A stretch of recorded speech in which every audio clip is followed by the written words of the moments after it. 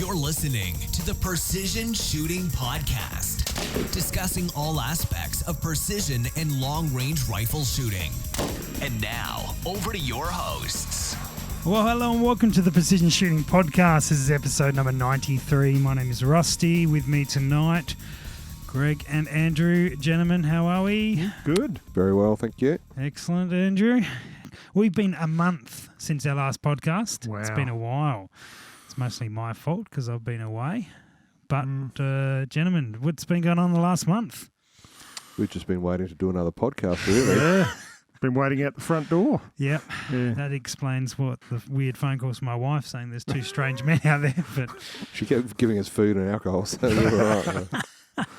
is that where it all went? Okay, fair enough. So aside from just hanging out at my place without me here, slightly disappointed by that, go for it. What were you up to? I've actually been doing a little bit of shooting. Whoa. Whoa. I know. Slow down, Turbo. I know. Sorry, was that Andrew or Greg? It was Greg, if my wife asks. What's happening, Andrew? No, not a lot.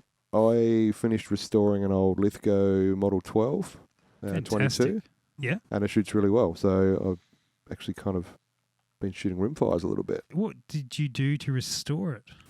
Cerakoted all the metalwork, Oh, wow. stripped Okay. back the stock completely, Yep. and refinished it in quite a few coats of true oil. So that's a bit of a drawn out process, but it actually it looks really good. It came out well, and it's got a very good condition barrel. So they had a reputation for shooting, and it does. It does. It shoots sort of under half inch at 50 metres. So Fantastic. not really complaining.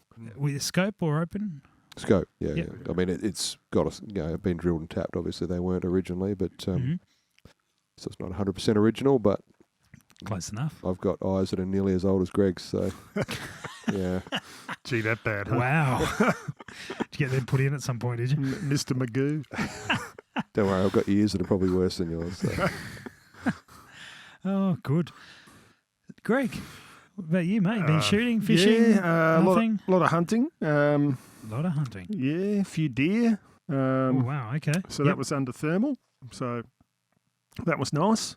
Mhm. So I popped them before first light. So cross gully shot. So that was nice. Fantastic. And been really busy on the foxes with lambing season. So a lot of farmers ringing in distress. Yep. So midweek and weekends I've been popping them. So so again, it's sort of an easy game with the With that thermal thermal. Oh, in doesn't hand. You adjust. just Doesn't sort adjust. of stand off to the side of the paddock and just wait for them to rock on in, and you pop them and just wait for the next one. And Well- it's pretty straightforward process. I know we'll get to Shot Expo at some point, but did you have a look at those binos, the thermal pulsar binos that were Yeah. wandering around it? Accolade binos. Yeah, Accolade. Yeah, I had a little play, and different style of spotting scope. It's set up as a spotting thermal. Yeah. Um, So what does that mean? What's the so difference? basically, it there? doesn't have it can't be scope mounted. It's got no crosshair Oh, sure, options. yeah, okay. So it's Yep. basically just a clear view. Yep.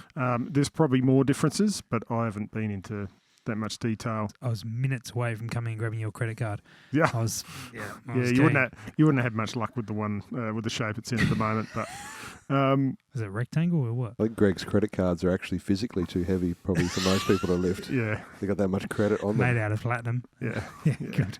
unobtainium. It doesn't just have like platinum membership for his credit card. It's actually made out of platinum. So yeah, that was pretty cool. So basically, it's like a monocular, but they've split it out. Mm. Like mostly they're monoculars, but they've split it out into a binocular style. Mm. But it's similar, but you just look through both eyes. So it's probably a little bit more comfortable viewing, I guess. It'll be some people's cup of tea. For Yep. others, it won't be. But No, yeah, it's a very nice bit of kit. Very nice. Are you seeing one in the Badco future? Look, I had a second thermal very near in Badco future, but then I got invited on a backpack hunt to the high country in September, and all that money has now been diverted into backpacks and sleeping gear and bivvy bags and stuff like that. So That sort of funding should come out of general expenditure for the household, it should. though. It should. Kids can eat bread and dripping for a while. It'll be all right. But I'm sure the government will pay them, give them food or something. No, it's probably a while off, but it is now. I've got to get September out of the way. Yep. And hopefully come back with an incredibly huge Samba buck, but we'll see how that pans out. I'll be happy just to spot him on the hill to start off with. But yes, training for that at the moment actually. So starting to walk up hills with lots of weight on my back. So very good. Well, I've been tracking process for that particular hunt over on Hunting HQ. So a bit of a shout out to you and the Rum Baron. Yeah, Rum Baron. Not the other bloke. Oh yeah, he's left-handed.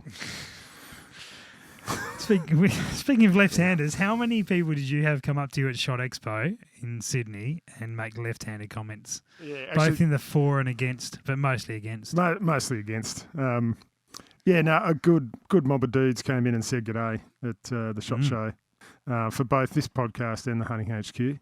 And look at him just dropping. It's just yeah. through all these mediums. And had a good. But that was nothing on how many people saw his YouTube channel and came up and made mention of that. That one's pretty impressive. Yeah. But had a really good chin wag with most of them. So yeah, it was good to see some guys that have even been persuaded into buying thermals, and we were chatting thermal. So I apologise for ruining the width of their wallet. But yeah, top dudes. It was good to catch up with them. Yeah. No, it was good. We had a few guys out on Friday night as well, down at the pub there, and chatting away. So yeah, it was about 20 something of us. So it's a good turnout. But you only flew in that night. Yeah, jetting around. Private jet. Yeah. That's right. Landed on the middle of the oval at the Rose Hill Gardens. Harrier, was it? Yeah. Harrier jumped That's exactly right. Yeah. No, it was public transport and had to walk from the train station. But anyway, let's not let the truth get in the way of a good bullshit. Yeah, why would you do that? We are slightly off our initial topic, actually. Anyway, that seems to be fairly nice. Also, a couple of people to thank. First of all, Pirate Life, who have donated us some beer. It's not bad. We're drinking the Port Admiral Hotel Port Local Lager from Pirate Life Brewing. And Very that is nice. decent. That is decent. Yeah. Yeah. I'm happy with that. In fact, I'm nearly out, so might have to be another one in my future shortly. What, another beer sponsor? I'm up for that. Well, hey, look, I'm not. I've got two hands, I only got one beer at the moment. I don't want to be picky. We can pit them against each other for who can supply the most product. Well, I've heard of this bloke who's into rum. I don't mind rum. I like rum. Do you know anybody, Greg, who sells rum? No, I'm not interested in selling rum. I'm interested in someone who could give us rum. Gee, we might have to hit him up for a precision shooting podcast discount. Like 100%. Did I just put him on the hook for it or not? Yes, you did. Well, he's a Baron. Barons are loaded. Yeah. So no wonder you keep company with him. Yeah, I'll let him know. One of your rich friends, I guess. Very good. Anyway, so if you own a beer company, we're happy to drink your beer or rum or other things. But also, big thanks, massive thanks to our Patreons who are, a few of them are watching us. G'day, Patreons. How you going? One of the benefits of being a $2 plus Patreon is we live stream the shows we do here. Actually, that may be a benefit or a hindrance. I'm unsure. Could be both. Or either. But you lose your powers of editing, mate. They don't have to. They don't have to put up with all the edits, but they do have to put up with us. And when we take breaks to go and get more beers, which we shall be probably doing shortly. So there's a lot going on in the shooting world. Lots to cover off from my past month trekking around. But there's some event dates coming up. Hopefully I get this podcast up soon enough. The Practical Rimfire Challenge in SA is coming up on Sunday, which is the 7th of July, which I can't make. 7th. Oh, hang on. Now I think I've got this the wrong way around. It might have been 8th of July. I'm not going to ruin the date again like I did with the Rimfire Carnival, so I'm going to check this. You're going to put it in the show notes? It is the 8th of July for the Practical Rimfire Challenge, not the 7th, as some idiot on a podcast said. And that's in SA at Tarlin Bend. So if you're into your rimfires, get along to that. Speaking of rimfires, that Rimfire Carnival that I will get the date correct on is the 28th and 29th. Stumbled over the date again. Of July in Mildura. Make sure you get along to that. The Precision Service Rifle Series. The next shoot is Sydney, 29th of July as well, up at Hornsby Range. The Practical Shooting SA Club is approved. as a club got the approval through. Woohoo! Cool. So we should be starting to shoot in August or September. The first shoot may not be a fully open, available shoot, obviously because we've got a new range to try and get used to and understand how we work on. But the regular shoots will kick off soon and probably then kick into a series next year. It's probably a bit late to kick a series off this year. The next PRS match, which I'm sure we'll talk about, the one in Buchan, the Ignition Custom Winter Classic. The next one is the Nightforece Heatstroke Open up in Darwin, 17th, 19th of August, which will be, I think, as of putting this podcast or recording this podcast, there is one spot left. So jump on it if it's still available. And the King of 2 Mile is currently on. Have you guys been tracking any of that? Very, very loosely following it. Sort of follow it on Facebook a little bit. So no doubt by the time this podcast goes up, results will be out. So make sure you check them out. Congratulations to insert name here for winning the King of 2 Mile. That was a good job. Well done. yeah, good shooting. Love your work. Name. What else has been going on? Well, before we get into some of my little travels, Greg, did you see we got a new review on iTunes?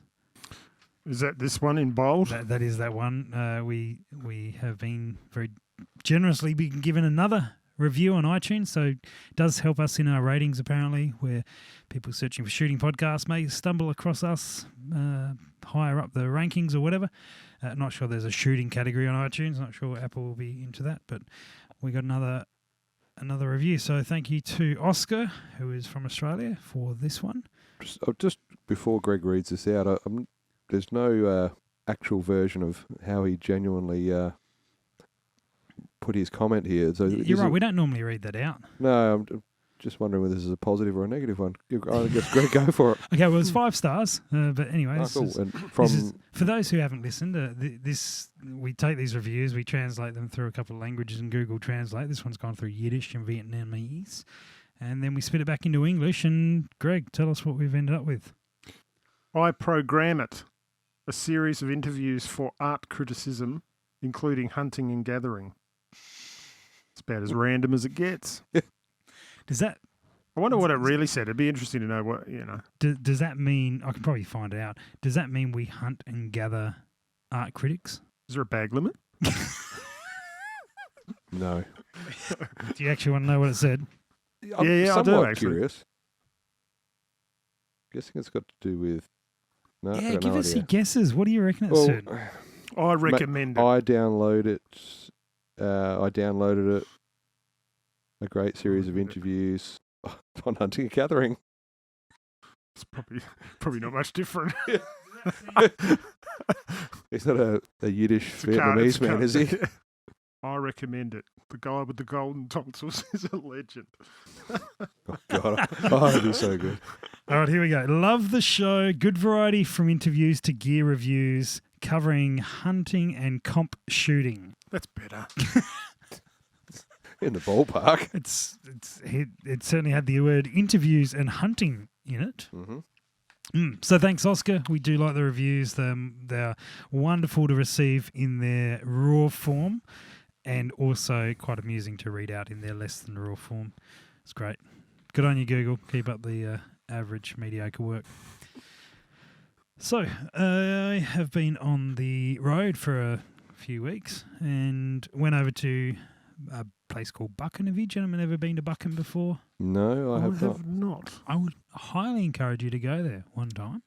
It is a beautiful little spot, about 4 hours thereabouts east of Melbourne, in the Highlands or sort of It's just those sort of areas. is it right at the start of the southern part of the snowy mountains, basically, isn't it? Or the dividing range. Somewhere in It's that. just on the edge where it starts to go up. Yeah, Sort of southeast Victoria. Yeah.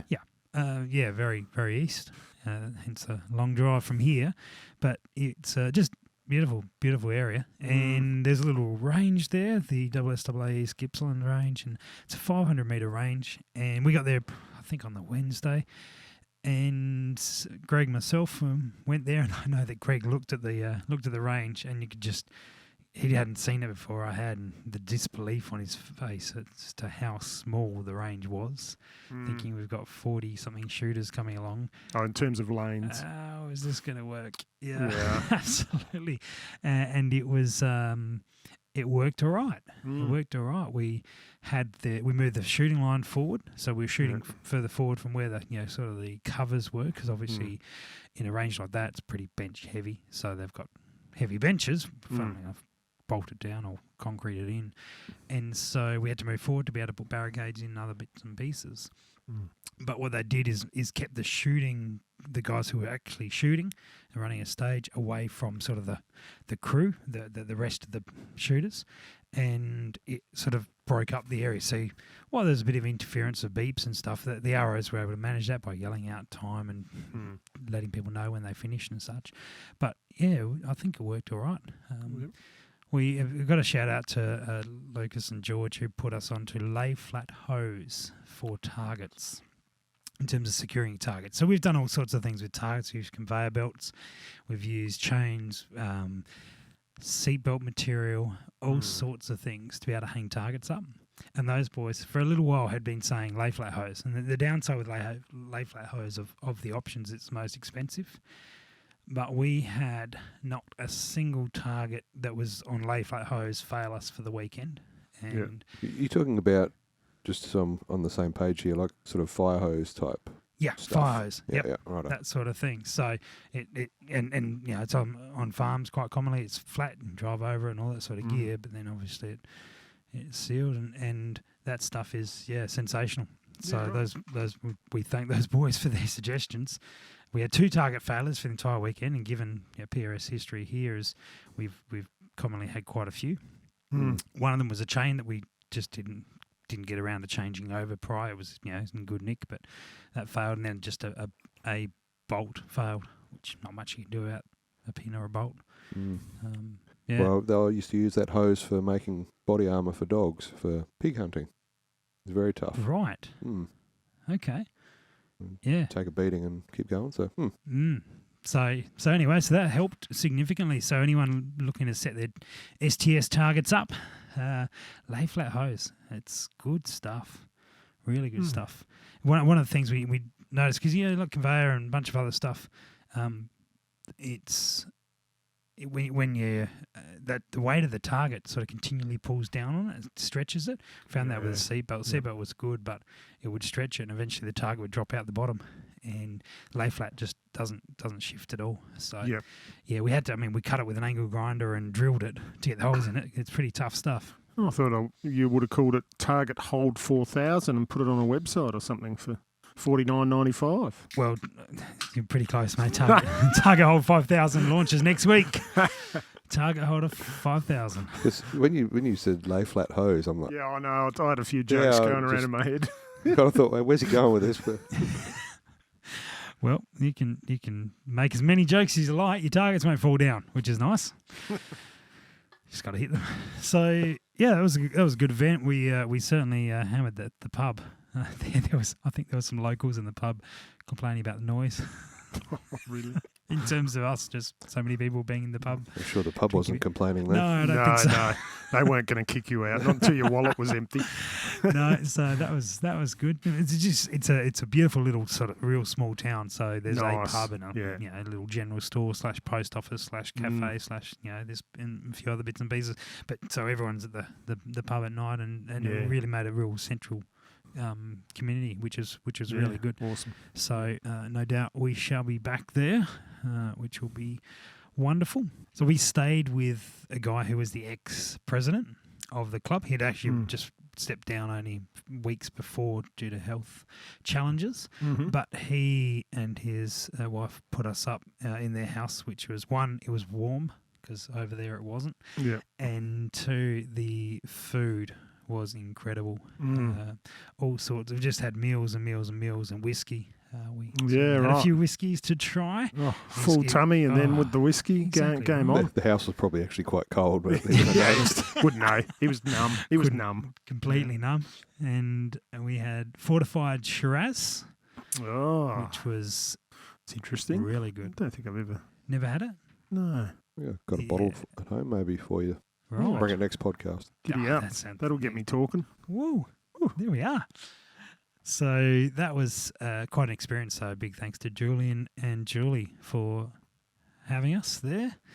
And then ventured up the coast, stayed with Greg Small for a little while, who basically harassed me about calibre choice for the entire week. And then headed down to Sydney for Shot Expo, which was pretty good fun. Pretty good fun show. How do you enjoy it, Greg? No, it's pretty flat out, actually. Yeah, you've been to quite a few of them.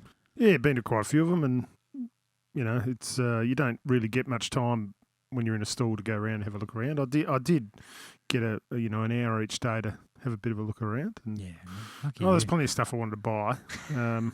But most importantly, of course, because I'm buying one, how did the Tika Rimfire look? It was pretty sexy, actually. Yeah, Good. that's a really good I point. went for a wander with Sean from STS, and he's eyeing them off. Well, everyone's eyeing them off at the moment. And we went and got hands on and got the rundown from the Tika dude. Yep. And yes, it's a real nice looking Rimfire. Fantastic. Yeah, so it's nice to get some hands on. It's very smooth, typical smooth action and of a Tika. And yeah, Yes, you would. can't wait to see how they shoot. Yeah, absolutely. I didn't get to look at anything apart from, outside of our hall. We were in this other, the new hall for the weekend, which provided its own challenges initially, but ended up being pretty good. I did get to play with the Lithgow 105 a little bit. Yep. And those binos we mentioned. And I Yeah. honestly don't think I saw much else aside from that. Yeah. Actually, I did between the PRS because we had one on the prize table, and then at the show as well, the Menil actions from Ignition. Yep. Got to spend a little bit of time with that, which I'm sure will rear its self later in the show. It was the first time that show's felt really big. Yeah. Yeah. I don't know if you had the same feeling. Yeah. but It was much bigger than because I hadn't been to that one for a couple of years. Yeah, it hasn't been on for a couple of years. That's probably why. Well, that's that's a fairly big indicator why. And yeah, it's expanded the whole extra pavilion, which was pretty cool. But it just felt big. Yeah, I don't big know spread why. out. Like Big it was spread a big walk to go down to the far end Yeah. of the third pavilion from the top pavilion. It's a long walk through lots of stalls. Well, I never got down to the other one. How many stalls was it all up again? It was like 300 and something, wasn't it? Sure. It's pretty huge. Yep. Yeah, I'll go with that. Trust me. What did you I make? made- How many was it, Andrew? I made it up at short notice. 307, yeah. Yeah. I wasn't there. Yeah, I have go no with idea. But It was lots, and it's good to see. It was. Yeah.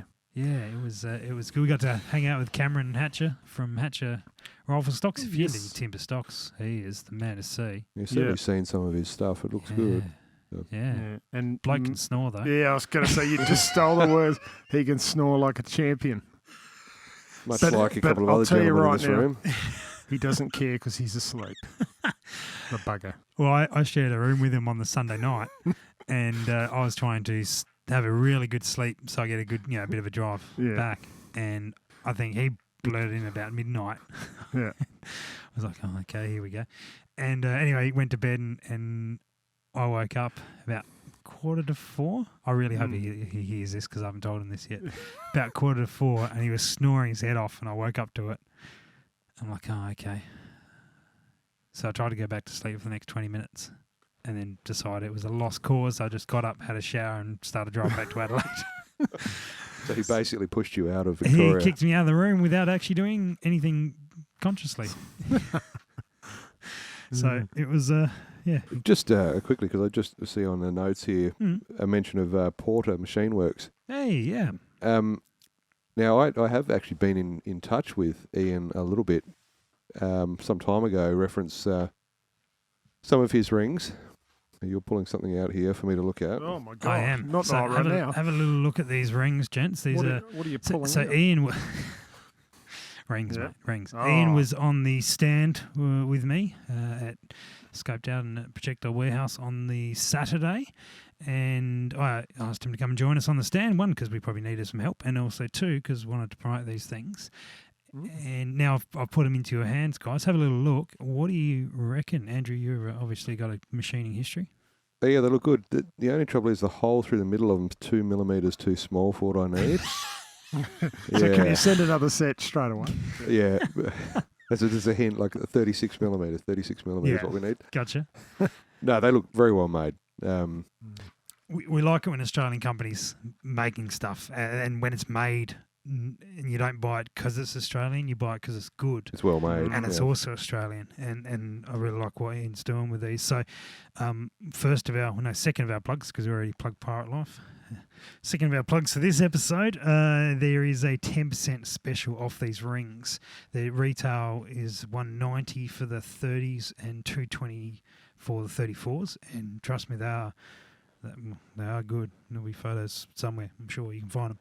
And there's 10% off at Scoped Out for listeners of the podcast if you use the code PORTER, PORTER, at scopedout.com.au, and you will save yourself 10% off those rings. So it's $22 off the 34 mils and $19 off the other ones. So yeah, various heights and bits and pieces. Very nice.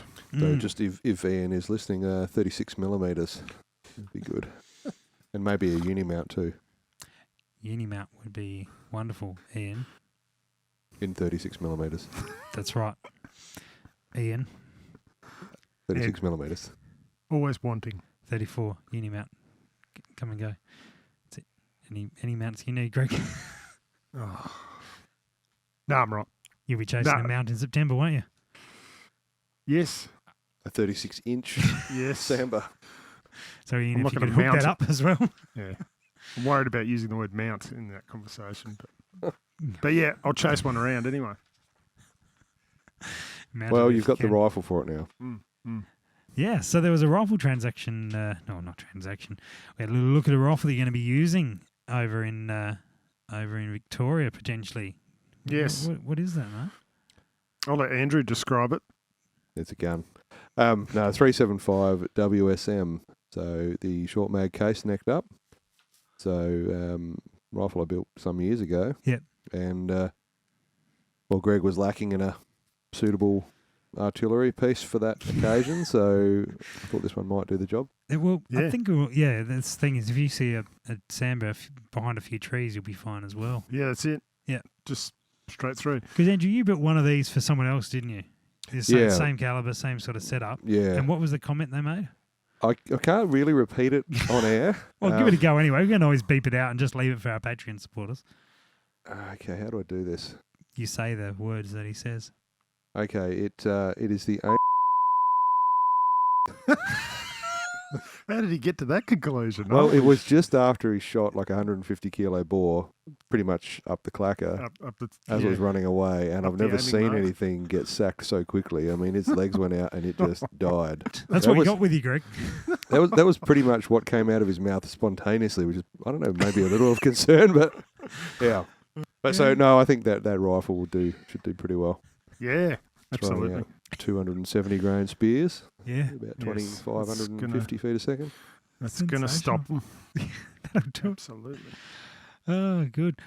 Speaking of Australian stuff, also, don't know if people are aware, Lithgow put out a recall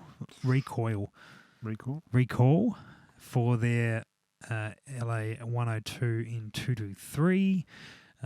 Something about the barrel potentially having cracks develop. They've got to put it out and toe the corporate line and do what they have to do. I'm suspecting it's the usual corporate sort of thing, and there's that tiniest percentage. Yeah. And it is definitely worth pointing out the only rifles affected were the specifically 223s. Everything else was fine. So absolutely, we just had a comment from Patreon saying the 375 Texas ain't a warrior. Well, might have to give this thing a nickname. If you have a look on the side of the barrel on that rifle, Greg, it is actually engraved with TFR, which is Tactical Fisting Rifle. So It's just going to be called the Fist. That's totally the episode name. The Fist of Fury. Oh, good. Well done, Tom, for your suggestion there as well. So guys, if you do have a Lithgow 223, get in touch with Lithgow and get it back to them and get them to check it out and do whatever they need to do to it so they can continue on using it on your merry way. Yeah. Yeah. Yeah. Yep. Yep. Uh-huh. Elvis is here. Yes. Didn't realise Greg was an impersonator. He's not impersonating. I say nothing. Yeah, no, I better move on for that.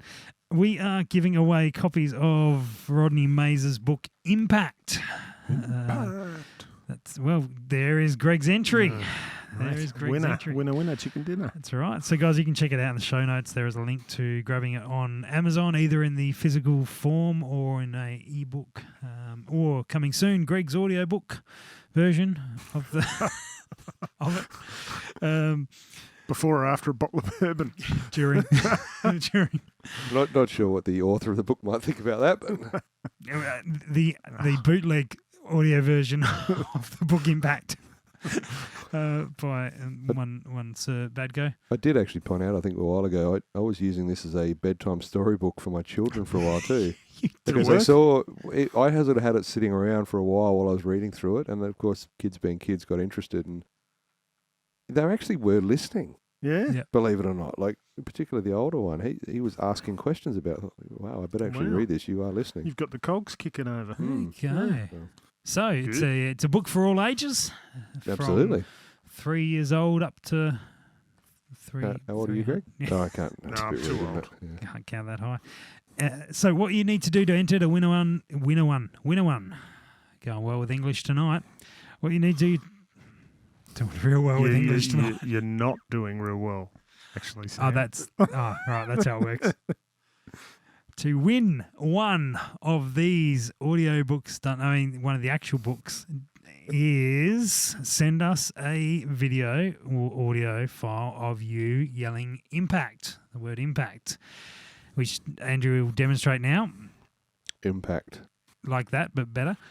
And we have had a couple of entries. I was going to record some stuff, and I did have some guys come up and say Impact to me at the Shot Expo, but they left before I got the recorder out. So we shall do it, guys. And one of the guys sent us some video of him at a match spotting and calling it out. So even if you're just out in the paddock calling it for a mate, just do it. That's probably a really good way of doing it. Or if you're at a club and you're dancing away at an Irish pub with a midget, whatever's happening, make sure you grab your video camera out and yell Impact while you're doing so. That comment was aimed at you, Mark Forrest. True stories.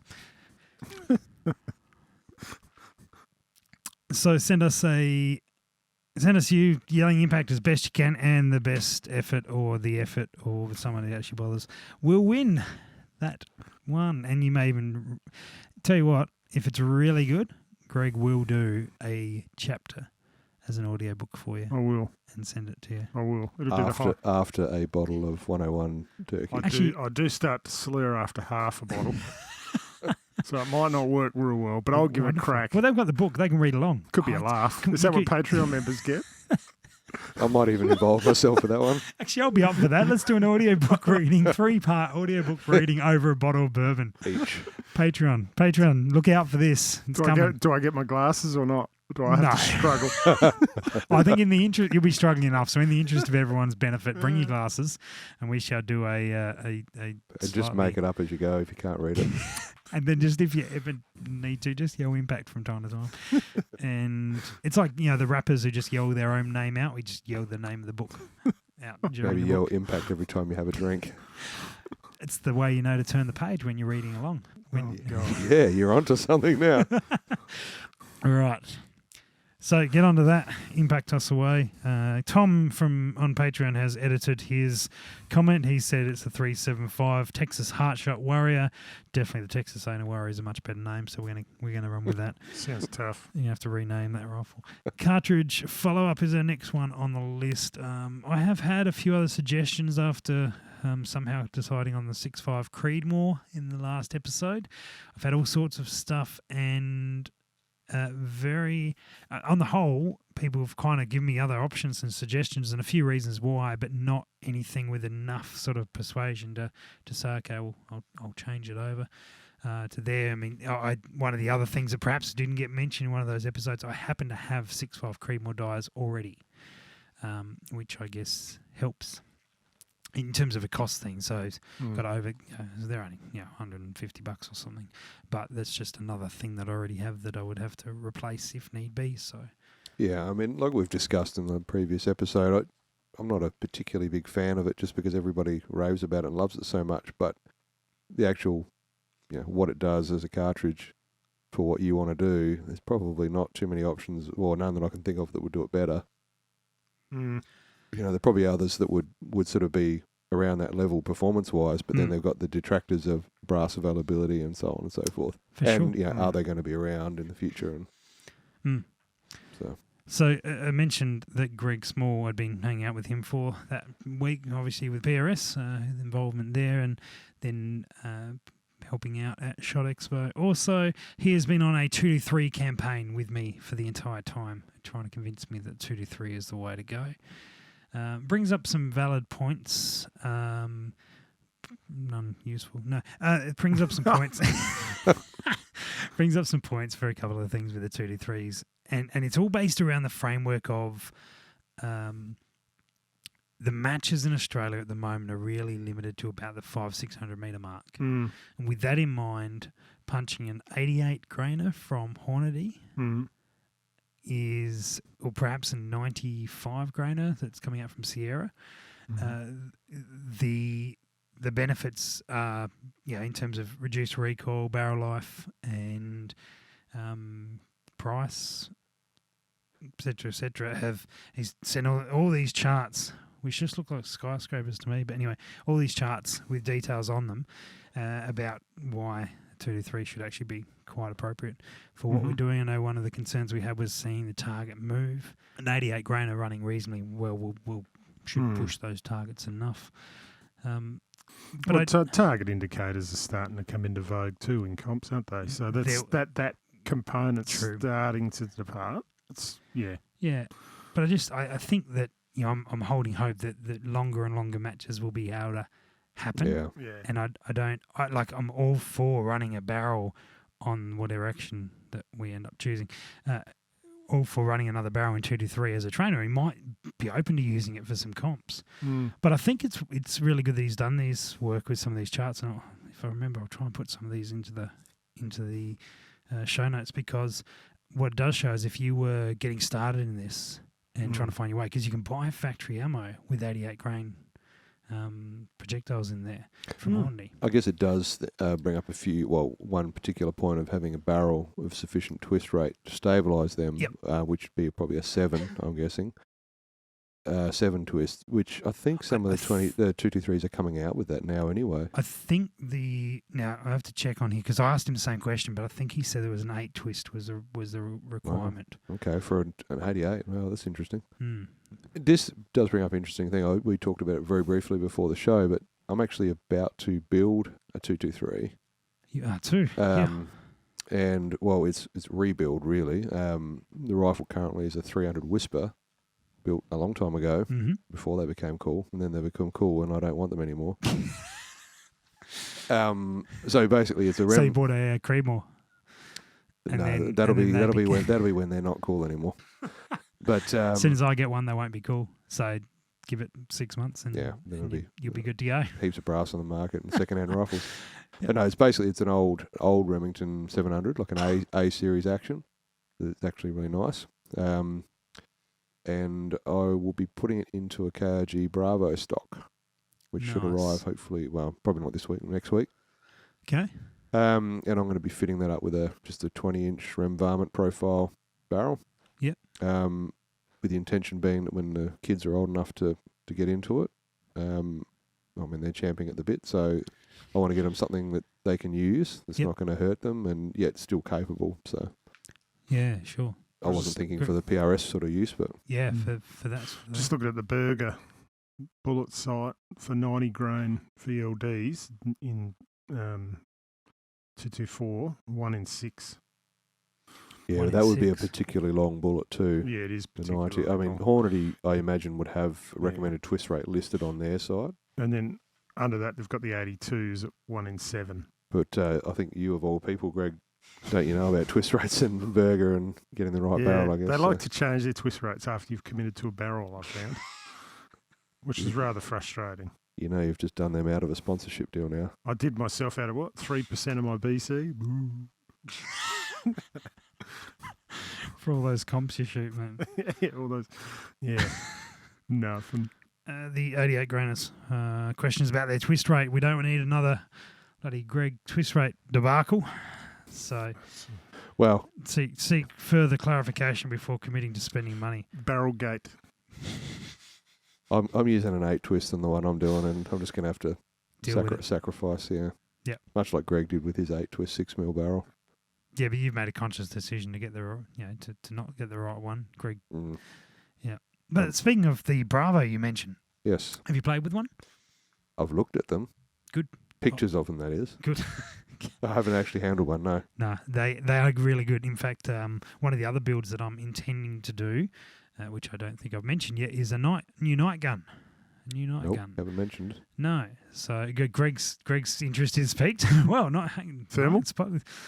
We'll get onto that, but another discussion. But a new night gun for smacking foxes and such, and I want to run AKRG Bravo on that. I've played with them, and I think for their price they are, they're what 600 or in that sort of Between vicinity. 600 and 700, depending on the model. Yeah, and that is sensational, and they're really nice to use, and they're sort of that real hybrid between a chassis and a stock that really suits well. So goal is to get one of them in some sort of night gun setup. That may actually happen before this other build, but I'm sure I'll talk about it before I... Well, I shall have mine on hand before the next podcast, so I'll right. bring it in and we'll talk about it. Well, it's only going to be, 2-3 months before the next podcast, the rate we're going. So. Yeah, with your averages. Yeah. You're right, I'm pretty average. Well, gents, we seem to have managed to not actually talk about any particular topic yet, and we're pretty much at time. So we're going to roll this into a second episode. Before we go, though, we do have a new sponsor. You guys partial to the odd stogie, the odd cigar from time to time? Yes, indeed. Yep. Don't mind sucking on a Cuban or two. But what about cigars, Greg? Oh. What about cigars, mate? You don't mind a good one? Yeah, definitely. Because we got the guys at Puro Trader reached out. I don't know if you guys have heard of Puro Trader. No, I hadn't prior to tonight. I hadn't. No, prior to tonight. So the guys at Puro Trader are basically mad about cigars. Now I don't know if you guys are mad about cigars. I'm sure some of our listeners, some of our Patreons maybe are watching. Mad about them. I don't mind cigars. I quite enjoy them. I don't know a huge amount about them, but although I'm very open to learning. In fact, where we were staying with Julian, I mentioned in Buchan, he was really into his cigars, so we did have a couple there, and that went down well. But these guys basically saw that some people are really into their cigars, want to get all sorts of stuff to build their collection, and that can be sort of challenging because you're limited where you can advertise that sort of gear. So they built their own platform. They built, I don't know if they want me to say this, but what I see as the cigar version of eBay. Effectively, it's a big website which is just for cigar community, and you can pretty much from anywhere in the world connect and share and buy and sell and trade cigars and also talk about them. They've got a forum going on with his information, so if you do want to expand your knowledge, as I probably should, you can connect with shops, collectors, aficionados from everywhere in the world to find, including Cuba. Just actually, I haven't checked that, but I assume so because it does say everywhere in the world. Just to find the cigar you're looking for at an excellent price. So the deal is they don't make cigars themselves, which probably why I don't have any. Although I'm sure in a future episode, perhaps if they're still helping us out, we will try and kick some cigars around and do an episode with cigars. Are we allowed to do that? Are we allowed to smoke on air? I don't know. Anyway, podcasts don't have a lot of... Yes, we are. Yeah. Good. Thanks for checking that. Andrew, just got back from the legal team, did you? Yeah, I am a lawyer. Good. The benefits, pretty cool. They've got a big community on their forum, so you can ask heaps of questions and they'll give you the information. They do reviews on people. It's sort of like in the eBay system where you can sort of find out if someone's a good dealer or not. They're really hot on scams or anything like that. So every sale is identified, and they've got zero tolerance for counterfeits or anything along those lines, which they will actually follow up. They integrated with PayPal for convenience, which is kind of nice as well. So if you're into cigars, definitely check out Puro Trader. They charge us like a standard sort of fee, that sort of fee where every time you do a sale or buy something. And our listeners, what we're getting to is our listeners can save on that fee. So if you join purotrader.com now and use the promo code PSP1. Well done, gentlemen. I remembered it. Wow. For I had to read it. 25% off the Puro Trader fee. That is purotrader.com and use promo code PSP1. Well done. You know, another benefit just come for to mind. 25% off the Puro Trader fee. It just come to mind too that being PayPal associated, it won't come up on your credit card statement as being cigar related. It'll probably just have Puro Trader, which could be anything. The win-win. That's it. Good. And is it like purification water? That's maybe. Trading It's some vitamins clean I water. bought, honey. That's Just what paying it the was. water bill. Just paying the water bill. We upgraded our water. Anyway, yeah. So whatever you need to do, the cigars are happening at Puro Trader. Jeez. And I think we did make mention of doing a live podcast at some point, and I think we should try and do it in a beer garden so we can have cigars. Oh, I'm a fan. That's killing two birds with one stone, really, isn't it? Absolutely. So, anyway, I'm sure we've got cigar stories to tell. Thanks to Puro Trader for jumping on board. No doubt they'll be around for a little while. And we will say that if you do go there and use that code, they help us out. So that helps the show happen. And we've got some upgrades coming, which I'm sure we'll cover in the next episode. Thanks, guys, for listening, and we'll get on to actions in the next one. Cheers. Later. Thanks for listening to the Precision Shooting Podcast. To continue the discussion, check out our Facebook page. And for more information, head to our website, www.precisionshootingpodcast.com.au.